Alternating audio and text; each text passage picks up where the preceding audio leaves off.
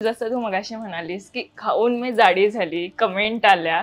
त्यात अशाही कमेंट आल्या की दिक्षा प्रेग्नेंट आहे का? किंवा आम्ही काही रील्स बघितले तेव्हा खरंच असं वाटत होतं की खरंच असं आहे का? तर ते नाही. हो, पण या फील्डमध्ये एवढं पण डायरेक्ट म्हणते की रील मध्ये आम्हालाही वाटलं असं खूपदा वाटत होतं की सगळ्यांच्या आता ती डाएट करते आहे. येस, तर आमरसपुरी खाऊन ती तिचं याच्यानंतर ती डाएट करते. बट नाही, ती आता करते डाएट, त्याच्यामुळे it will take some time यार, थोडा वेळ द्या. काय व्हायचं अगं, ती ना 12 तास 14 तास काम करायची, खूप काम तिला, आणि तिला धावपळ करायची असायची.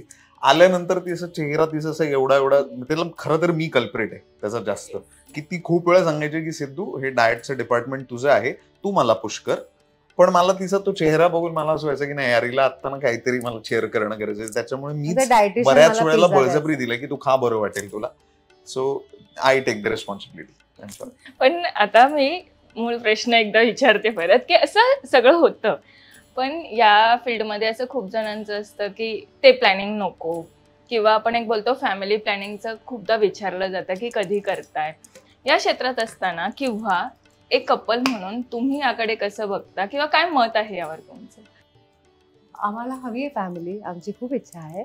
आणि प्लॅनिंग असंच नाही, बट हे आम्हालाच माहिती आहे की आम्हाला आता जरा सेटल व्हायचं आहे, खूप प्रोजेक्ट लाईन अप आहे. गंमत अशी आहे की आधी त्याच्याबद्दल भीती वाटायची, जो एक ऑब्व्हियस स्ट्रेस येतो तो यायचा.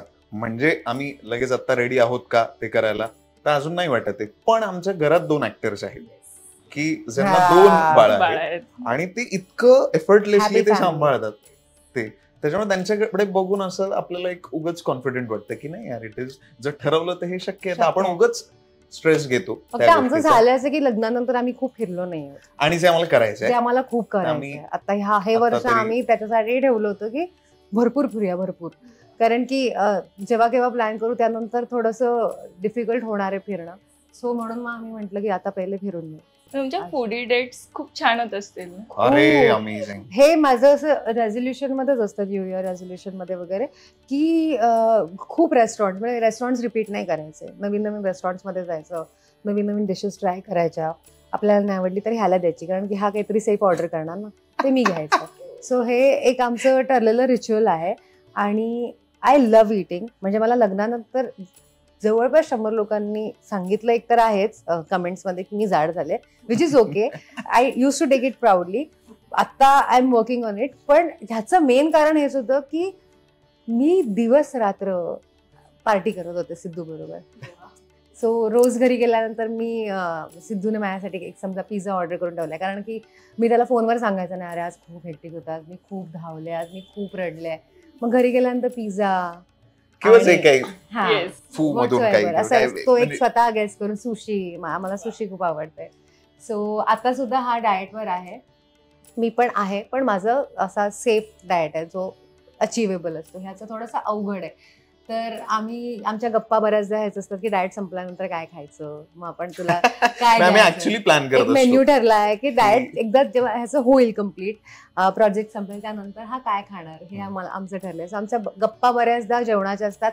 आणि आय थिंक हे आमच्या पेरेंट्सकडनं पण येतं, कारण माझ्या पप्पांना पण जेवणाबद्दल बोलायला खूप आवडतं, बाबांना सुद्धा जेवणाबद्दल बोलायला खूप आवडतं. म्हणजे आता दुपारचं जेवण करता करता रात्री काय जेवायचं ह्याची चर्चा. सो हे आम्हाला एक एकंदर फॅमिलीमध्ये आहे. We are all very foodie, आणि त्यामुळेच ही जरा फिटनेस जर्नी डिफिकल्ट असते. पण एक फूडी आणि रोमॅन्टिक अशी कोणती डेट होती तुमची? खूप, म्हणजे रादर सगळेच, की मी ते इनकम्प्लीट आहे. सो हे ऍक्च्युली एक आहे की एक आमची जागा आहे वेस्टिनला, एक 24 आवर्स कॅफे आहे. ते आता नाही आहे 24 आवर्स, सीझनल डेज. आता नाही, आता ते बंद करतात पोस्ट कोविड.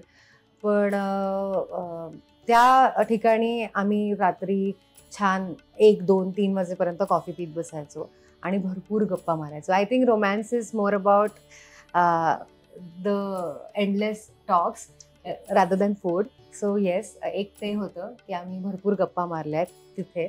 दुसरी आमची फूडी रोमॅन्टिक डेट असं म्हणायचं झालं तर वेनेवर आय कुक, आणि छान असं खूप मेहनत केल्यानंतर जेव्हा सिद्धार्थची एक चांगली गोष्ट अशी की जेव्हा आपण काहीतरी बनवून देतो तो वेळ काढून त्या जेवणाचं भरपूर कौतुक करतो. असं तेव्हा ती कधीच छान होणार नाही बनवते की त्याने खरंच खूप. खाल्लं आणि म्हणून. सोडलं.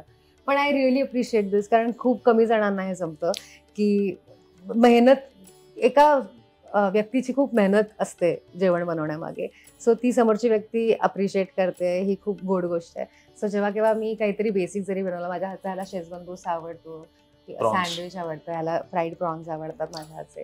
सो तो इतकं कौतुक करतो, इतकं कौतुक, म्हणजे जेवण संपेपर्यंत त्याचं कौतुक सुरू असतं. मराठी मनोरंजन सृष्टीमधील मालिका, चित्रपट, नाटक तसेच कलाकारांबद्दलच्या नवीन अपडेट्स जाणून घेण्यासाठी नक्की सबस्क्राईब करा इट्स मज्जा मराठी या आपल्या नवीन यूट्यूब चॅनलला.